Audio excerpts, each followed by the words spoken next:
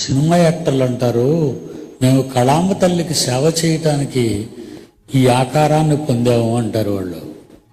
కళామ తల్లి అదెక్కడుంది? నోటికి ఏదొస్తుంది పెట్టేసుకోవటమేనా?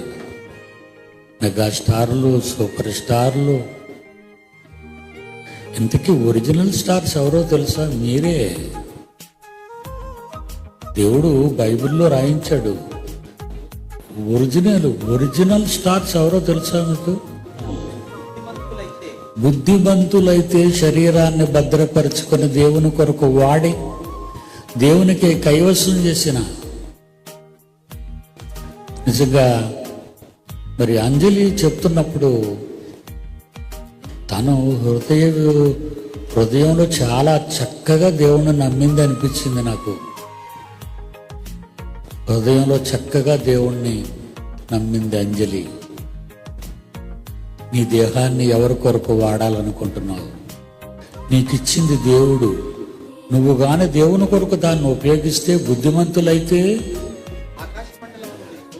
ఆకాశమందలి stars, universal stars,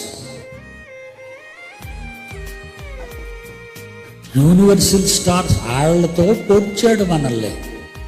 అలాగని మనం నక్షత్రాలం కాదు. యేసుప్రభుని చూడడానికి వచ్చాం. జ్ఞానులు ఏమన్నారు? ఆయన నక్షత్రమును మేము చూచితిమి. అంటే యేసుక్రీస్తు is a star, universal star. ఆయన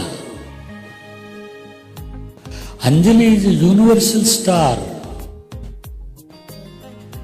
మీరందరూ యూనివర్సల్ స్టార్స్. మీరు మరి మత్తు మందులకు ఎందుకు అలవాటు పడుతున్నారు? నీ శరీరాన్ని పాడు చేసుకోవటానికి కదా. శరీరాన్ని దేవుడు నీకు ఎందుకు ఇచ్చాడో తెలుసా? శరీరాన్ని దేవుడు నీకు ఎందుకు ఇచ్చాడు?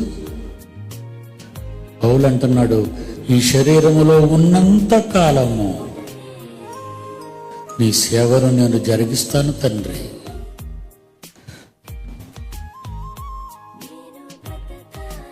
నేను మీకోసం శరీరంలో ఉన్నానంటున్నాడు.